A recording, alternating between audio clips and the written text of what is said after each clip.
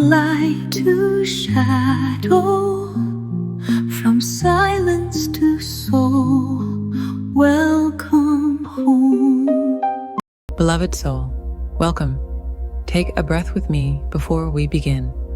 Inhale presence, exhale distraction. We gather here not to judge, but to see clearly, to see our children not through the lens of stereotypes or fear, but through the lens of truth, compassion, and remembrance.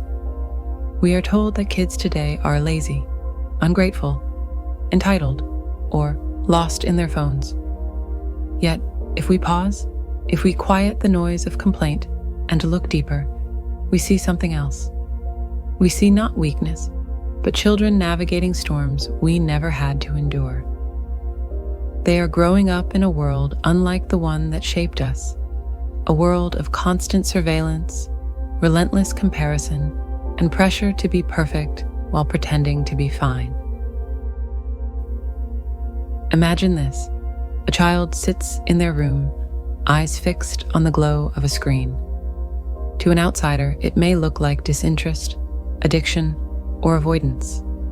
But often, it is loneliness. It is the silence of not having someone who will sit and listen. Parents are stretched thin, tired, stressed, busy chasing survival in a world that never slows down. And so, the child learns to confide in the only companion that always answers back, the screen. It is not that they prefer pixels over presence. It is that presence feels absent. They receive the occasional, "How was your day?" or a new gadget, trip, or pair of sneakers. And the parent thinks, "They're good.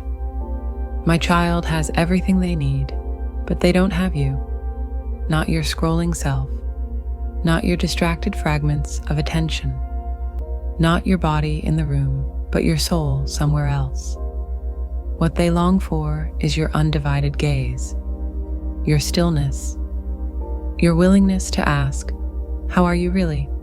What's stirring inside you today?' Because love is not measured in gifts, but in presence. Presence is the medicine. When parents step away from the glow of their own devices and simply sit beside their child, no judgment, no agenda, just curiosity, that is when hearts open. That is when trust is built. That is when a child learns that they are safe, seen, and heard. And here is the deeper truth. If they don't receive that from you, they will seek it elsewhere. The human soul is wired for connection. If the parent is absent, a replacement will appear. Sometimes that replacement is benign, but often it is not. It may be the stranger online who whispers, "I get you." It may be the cruel chorus of anonymous voices who reduce their worth to a comment or a cruel meme. It may be a group that demands they change themselves entirely just to belong. The internet does not sleep. Bullying is not confined to the schoolyard anymore. It follows children home, into their bedrooms, beneath their blankets, into the glow of a phone that never turns off.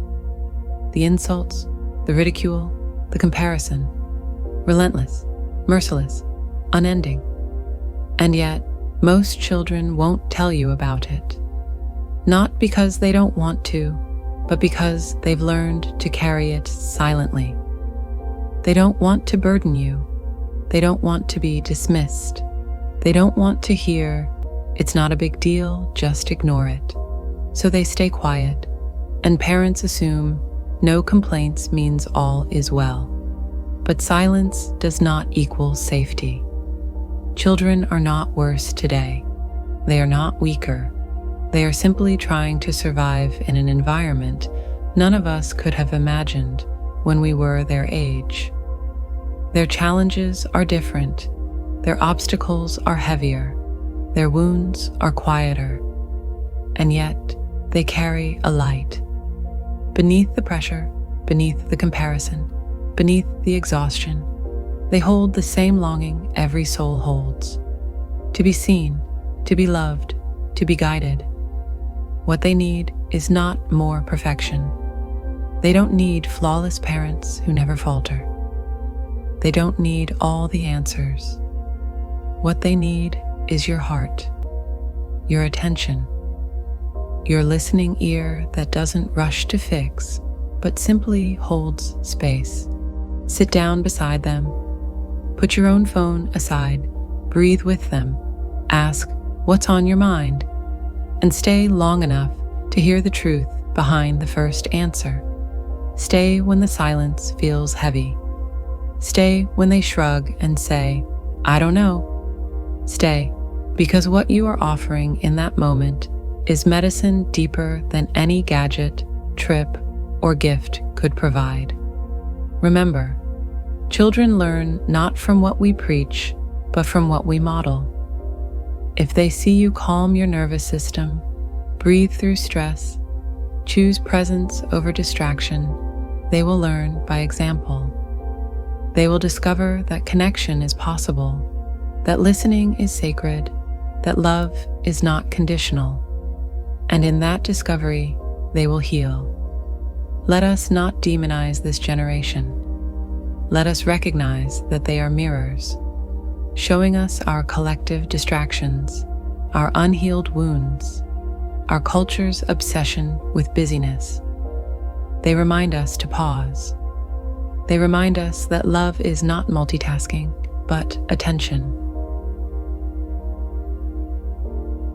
To close out this message, dear one, every parent, every guardian, every soul entrusted with a child's care, your presence matters. You may think it is too small to matter, that they don't notice, that they are fine without it. But in truth, your presence is the most precious gift you can give. When you sit beside them, when you put down your own phone, when you listen with your whole being, you anchor them.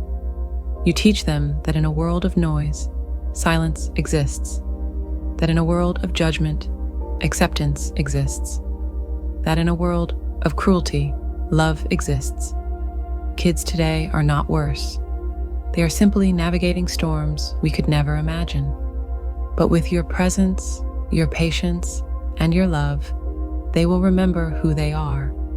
They will remember their worth. And in that remembering, they will rise.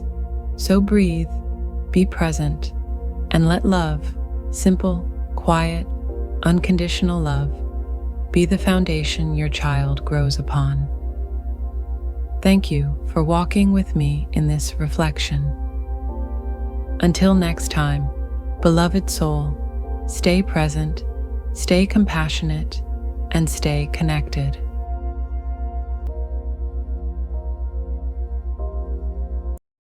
You are the light you seek, walk gently